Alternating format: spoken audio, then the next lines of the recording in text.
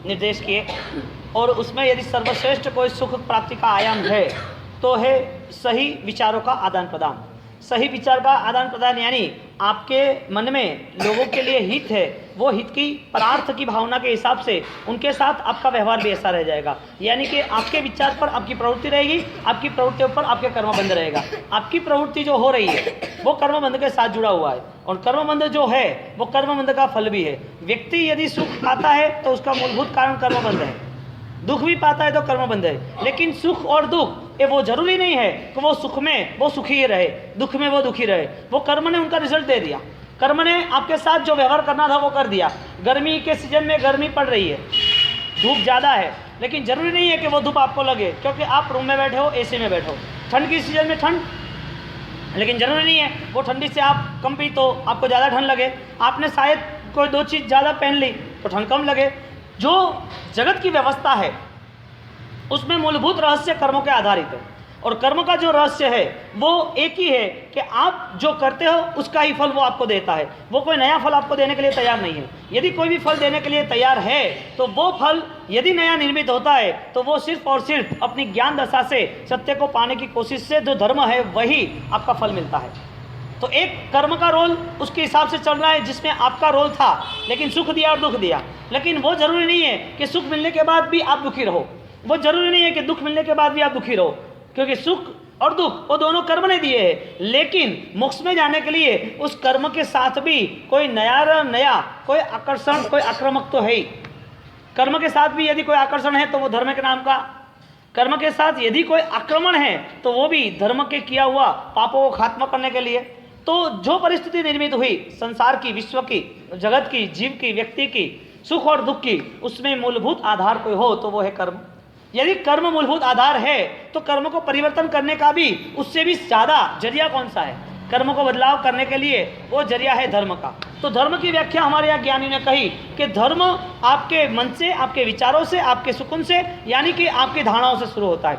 आपने जो ग्रहण किया वो आपने तुरंत ही ग्रहण के साथ प्रवृत्ति कर दी।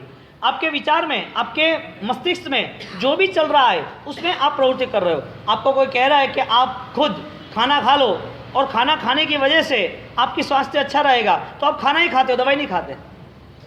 दवाई कौन खाता है? जो बीमार है वो। क्यों? क्योंकि उसे पता है कि वह दवाई खाऊंगा तो ही ठीक रहूंगा। आपके मन में कहीं ना कहीं कोई ना कोई चित्र तैयार है, आपके मन में कोई ना कोई संकल्प और विकल्प आपने निर्मित किए हुए।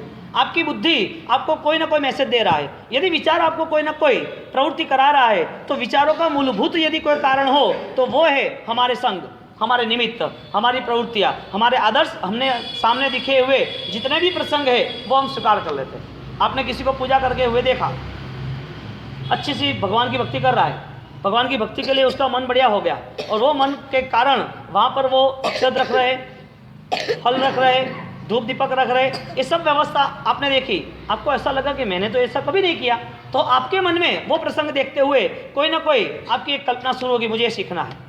किसी ने दान किया, आपको पता चला कि इनका दान और इनके दान के पीछे इतना प्यार, इतनी खुशियां मिल रही है, मुझे भी दान करना है। किसी ने तपस्या की, आपने देखा कि तपस्या के बल पर इतना प्रभाव है, तपस्या के नाते शरीर के रोग भी खत्म हो जाते हैं, तपस्या के नाते मन भी शांत हो जाता है, तपस्या के नाते धर्म भी हो जाता है। मैंने तो कभी किया नहीं, चलो थोड़ा सा स्टार्ट तो करे, तो आपने मन बनाया। परिस्थिति आपको कोई ना कोई प्रवृत्ति में ले जाती है, कोई ना कोई परिस्थिति आपको कोई ना कोई ज्ञान आपके जीवन में कहीं ना कहीं आगे अनुसरण में ले जाता है। तो हर वक्त पर आपके लिए जो भी प्रवृत्ति हो रही है उसमें सत्संग का बहुत बड़ा आधार है। जो भी सत्संग हो रहा है वो सत्संग के नाते आपने जैसा स्वीकार कर लिया और आपने वो प्रवृत्ति शुरू कर दी। अब जो सत्संग हुआ उसमें संसार का भी रहा और धर्म का भी रहा। दोनों सत्संग के नाते आपने जो तय किया उस हिसाब से कर्म ने पूरा उसका चित्र तैयार कर दिया। तो आप जो सुखी हो इसकी वजह कौन? कर्म या आपका मन, आपके विचार, आपकी शैली? आपको कराता कर्म है ये जरूरी नहीं है। आप क्या मानोगे? कर्म कराता है, कर्म के हिसाब से टोटल मैनेजमेंट हो रहा है, तो वो चीज़ यदि हम मान ले कि कर्म ही सब कुछ है तो फिर हम मोक्ष में कौन जाएगा? कर्म तो किसी को नहीं जाने देगा इस संसार से। कर्म ने तो झाड़ बिछाई रखी है कि पूरे संसार को यहाँ ही रखना है, संसार में से कई व्यक्ति को नहीं जाने देना है। कभी भी कोई भी ऐसी चीज़ आई और वो उसको गिरा दिया, अहंकार दिया, माया दी, दंभ दिया, क्रोध दिया, झगड़ा रगड़ा दिया, इसके बाद कर्म ने अपना रोल शुरू कर दिया। तू झगड़ा कर, मैं तेरे साथ हूँ। तूने क्रोध किया, मैं तेरे साथ हूँ।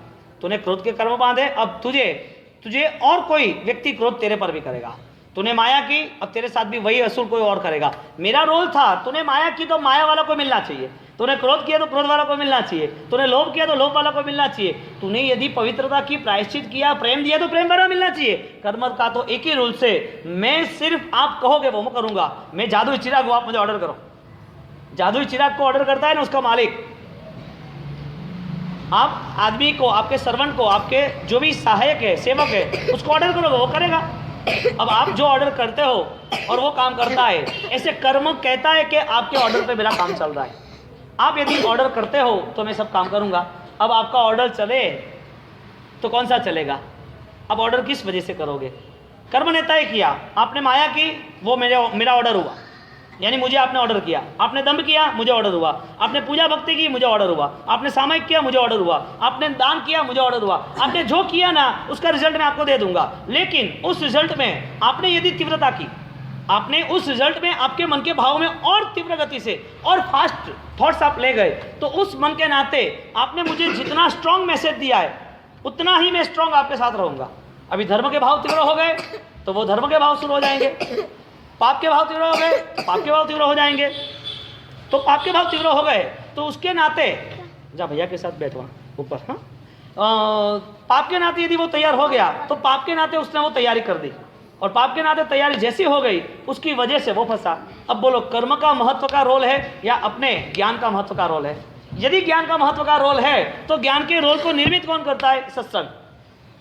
आपके इस आसपास जो जुड़े हुए हैं ना, उसके हिसाब से आपकी पूरी यात्रा चल रही है, और आसपास की जो भी व्यक्ति है आपके सामने वो रोल तैयार कर रहा है। हम मानते हैं कि ये सब कार्यक्रम हमारे हिसाब से हो रहा है, हम जैसे मैनेजमेंट करेंगे हो जाता है। एक छोटा सा धर्म भी एक बड़ा इतिहास बन जाता है। वो इतिहास के नाते बहुत सारे लोग जागरूक हो जाते हैं। साधारण भक्ति का मूल ये बना, मेरा जैन भाई है, उसे दुख है, उसे जरूरियात है, मेरे पास अनुकूलता है तो मुझे डेफिनेटली करना चाहिए। बोलो, हमारे पास ऐसे सकारात्मक विचार कितने हैं जो हम दूसरे को सहायता कर सकें? या तो घर घर में ही उसको काटने की बात कर रहे हैं, ये गलत है, वो गलत है, इसने ऐसा किया, उसने ऐसा किया। अरे एक ही छत पे रह रहे हो, दूसरे की छत पे ये सब बातें क्यों कर रहे हो? यदि पराये को भी आप संभाल सकते हो तो घर को क्यों नहीं संभालते? पराये के प्रति भी आपकी अच्छी भावना है तो घर के प्रति अच्छी भावना क्यों नहीं है? बोलो, पुण्य, सुख, अनुकूलता, ये सब मिलने के बाद आदमी सुखी हो सकता है कि नहीं हो सकता है? सुखी हो सकता है। यदि आपका ये जवाब है तो आप अपने अंदर ही इंट्रोस्पेक्शन, आत्मनिरीक्षण करें, हम सुखी है या नहीं है, और वो भी सुख हमारे वास्तविक जीवन है या नहीं है, यानी कि सही है या नहीं है। आपने सुख माना है, उसमें आपको लग रहा है मानसिक शांति मिल रही है, कोई छूट रहा है इसके लिए दुख है, कि कुछ छोड़ रहे हो इसके लिए दुख है? आप कोई चीज़ों को छोड़ रहे हो तो सुखी हो रहे हो, या कोई चीज़ कर्म आपसे ले रही है, छूट रही है, इसके लिए आप दुखी हो? आपका सुख दुख का बैरोमीटर क्या है? आप सुख खरीदने के लिए धर्म की लाइन में खड़े हो, वो किराना और राशन की लाइन पर, वो जो जनरल राशन होता है ना जनरल आदमी के लिए, तो कितनी लंबी लाइन होती है। अभी तो गैस घर पर आ जाता है, गैस नहीं आते तो लाइन लेने के लाइन पे कितने खड़े रहते हैं? तो 50 की, 100 की, 200 की लाइन है, गैस की टंकी लेनी है। क्या धर्म की लाइन में खड़े हो सुख लेने के लिए? धर्म आपको सुख दे देगा? आपने मांगा मुझे सुख दो, मिल गया, ऐसा हो सकता है क्या? धर्म की लाइन लगाइए, तब त्याग क्रिया कांडों की और दो लाइनों में हमको सुख मिल जाएगा। गलत फहमी सब। इतने सालों के बाद भी हमारे जीवन में सकारात्मक सोच न बनी, उसकी वजह क्या थी? क्योंकि हमारे पास सिर्फ और सिर्फ हमारा स्वार्थ था, हमारे पास वो ज्ञान की यात्रा ही नहीं थी। एक छोटा सा एग्जाम्पल, सवा और सोमा, उसकी टूक बन गई, और वो टूक के अंतर्गत वो लाख रुपया 1 मिनट में भूल गया।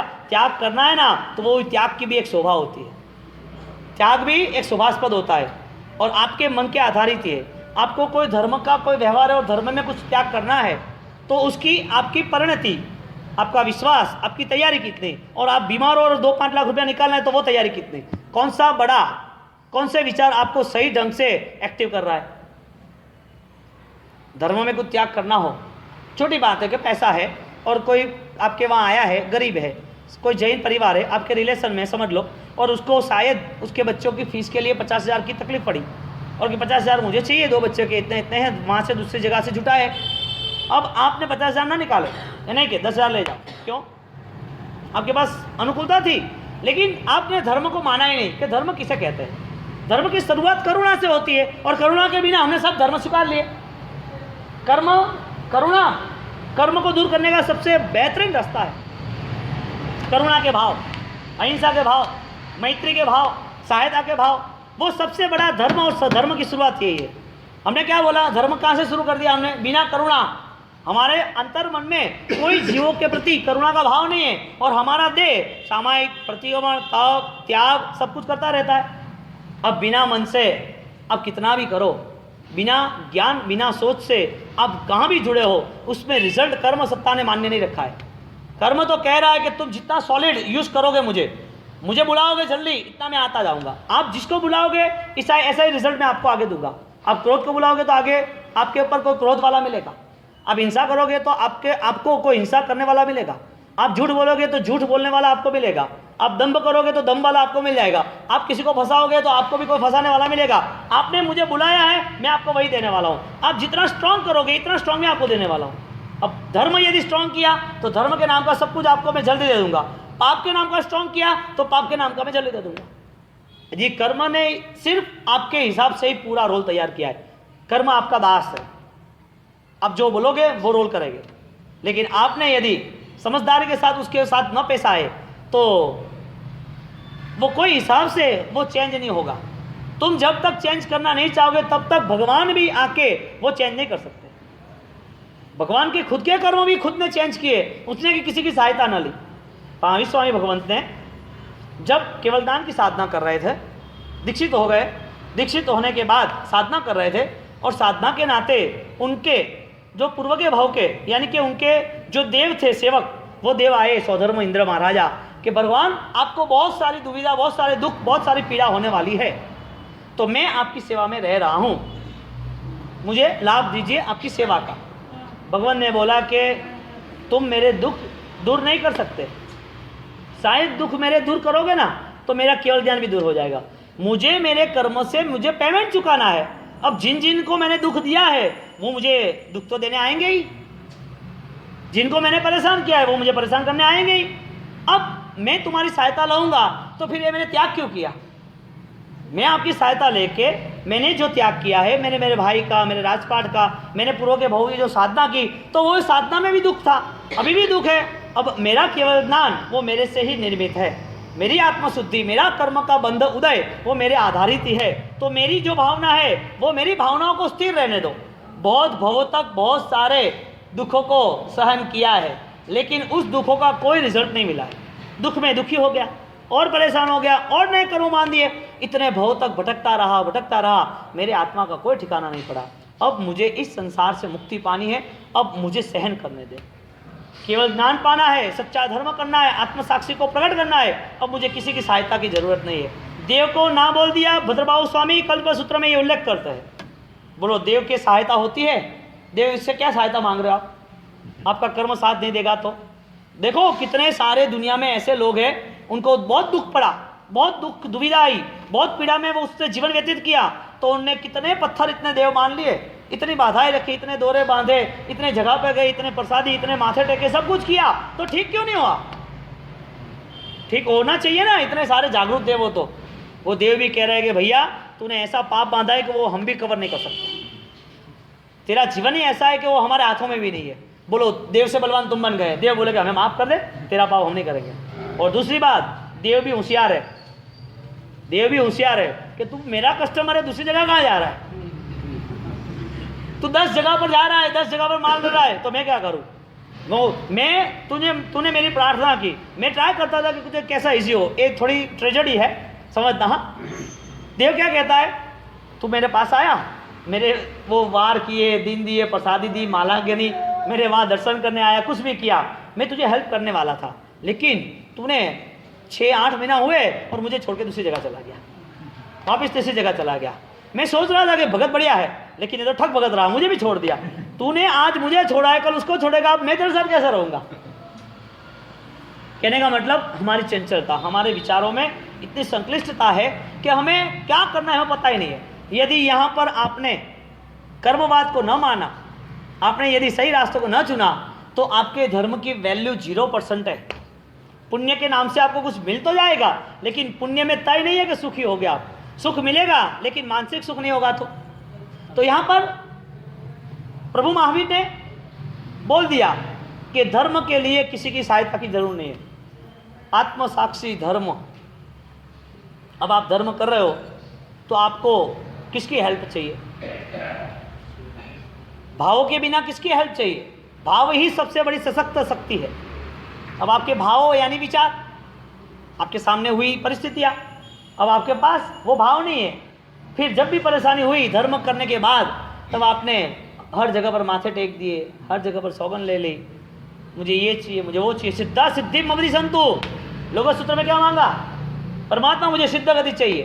कर्म मंदे सूत्र में क्या मांगा? छिन्नय मुकम्म, मेरे हर कर्म छेद जाए। लोग कर्म परिवर्तन के लिए सामय्यम सावज्यम जोगम पच्चखामी, कर्म को खत्म करने का रास्ता इतना सरल बताया कि आप 18 पापों का त्याग करो, बस वो कर्म परिवर्तन हो जाएगा। इसकी जगह पर हमने क्या किया?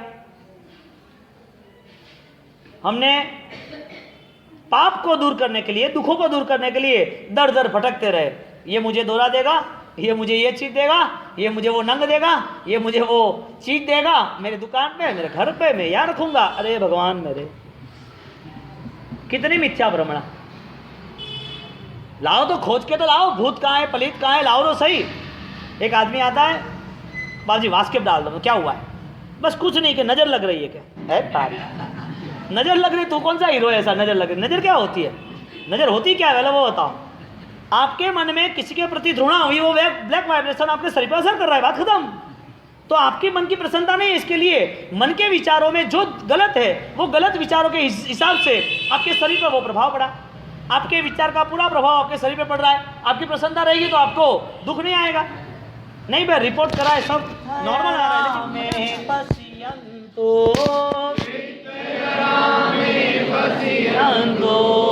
ओम ह्रीं श्रीं अरहं नमः, ओम ह्रीं श्रीं अरहं नमः, ओम ह्रीं श्रीं अरहं नमः, ओम ह्रीं श्रीं अरहं नमः, ओम ह्रीं श्रीं अरहं नमः, ओम ह्रीं श्रीं अरहं नमः, ओम ह्रीं श्रीं अरहं नमः, ओम ह्रीं श्रीं अरहं नमः, ओम ह्रीं श्रीं अरहं नमः, ओम ह्रीं श्रीं अरहं नमः। जय जय दादा आदिनाथ, जय जय दादा आदिनाथ, जय गिरिराज, जय गिरिराज, जय गिरिराज, जय गिरिराज, जय गिरिराज, जय जय गिरिराज, जय गिरिराज, जय गिरिराज। एक कुडगलू भरे, एक कुडगलू भरे, शत्रुंजा समुझे शत्रुंजा समुझे ऋषभ कहे भव क्रोड़ना, क्रोड़ना कर्म खपावे ते, कर्म खपावे ते। बोलो जय जय दादा आदिनाथ, जय जय दादा आदिनाथ, जय गिरिराज, जय गिरिराज, जय गिरिराज, जय गिरिराज। नमो जिनाणं जियवयाणं, नमो जिनाणं जियवयाणं, नमो जिनाणं जियवयाणं, नमो जिनाणं जियवयाणं। आंखें बंद रखना। एक एक डगलू भरे, शत्रुंजा समुजेह। परमात्मा आदिनाथ, जब भी हम आपके करीब आने की कोशिश कर रहे तो आप नहीं मिलते हो, उससे सब नहीं मिलते हो तो भी उस सबसे बड़ा लाभ हमें यह मिलता है कि हमारे कर्म बंध की अवस्था अब कम हो गई, अल्प हो गई। प्रभु आपके द्वार पर आऊँगा तो कैसे भाव लेके आऊँगा? आपको जब मिलूंगा, आपका मिलन होगा, तब कैसी प्राप्ति होगी? और वो मिलने के पीछे परमात्मा एक ही मेरा स्वार्थ है, मैं आपकी ज्योति की तरह प्रज्वलित हो जाऊं, मेरा भी दीपक जल उठे, मेरे जीवन में भी प्रकाश आ जाए। एक एक डगलू भरे, एक एक डगलू भरे, जय गिरिराज, जय जय गिरिराज, जय गिरिराज, जय जय गिरिराज। गिरिराज जय जय गिरिराज गिरिराज जय आदिनाथ जय जय आदिनाथ आदिनाथ जय आदिनाथ जय आदिनाथ आदिनाथ जय जय दादा आदिनाथ आदिनाथ जय जय दादा आदिनाथ आदिनाथ हृदय पधारो आदिनाथ आदिनाथ प्रेम पधारो आदिनाथ आदिनाथ मन मंदिरे आदिनाथ आदिनाथ जय जय दादा आदिनाथ आदिनाथ जय गिरिराज जय जय गिरिराज अब आप आंखें बंद करके परमात्मा आदिनाथ के साथ आप अपने विचारों को अब ऐसे संयुक्त बना रहे हो जिसमें आपके आंतरिक ऊर्जाओं में एक नया तूफान आ जाएगा, जिस तूफान को हम केवल ज्ञान की ज्योति कहेंगे। आंखें बंद, स्थिरता ज़्यादा और विचारों की एकाग्रता के साथ हम गहराई तक जाने की कोशिश कर रहे हैं।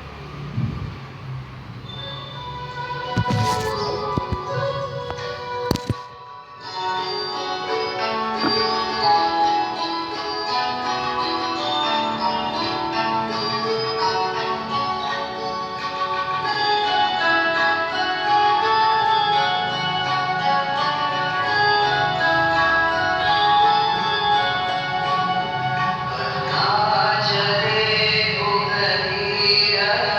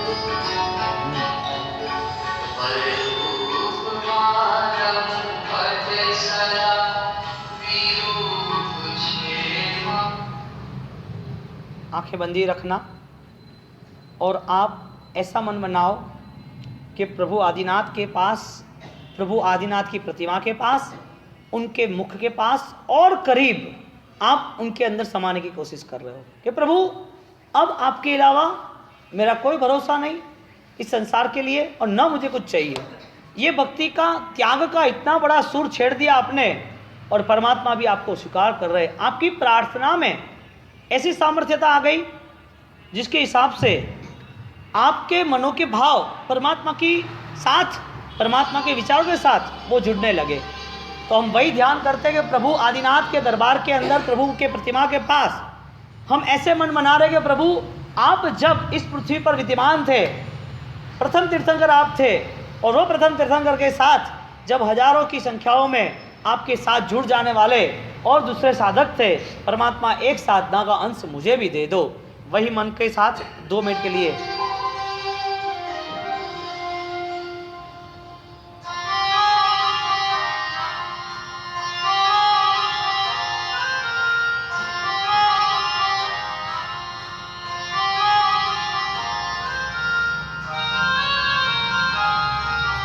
आंखें बंद रखना जरूरी है।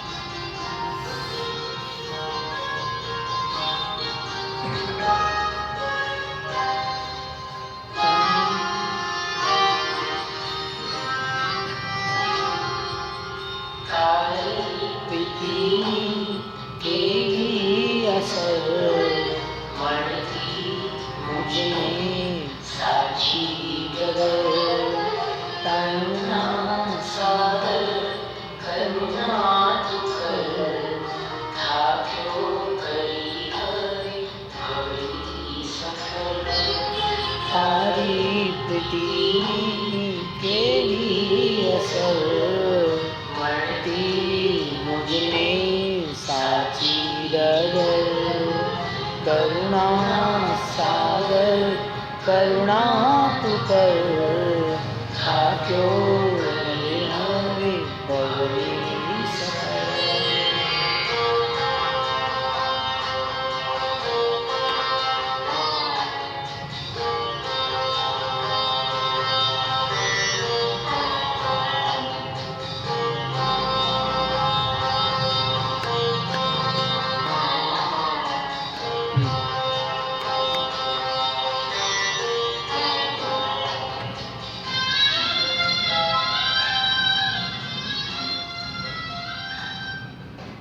आँख खोल दो, आंखें खोल दो।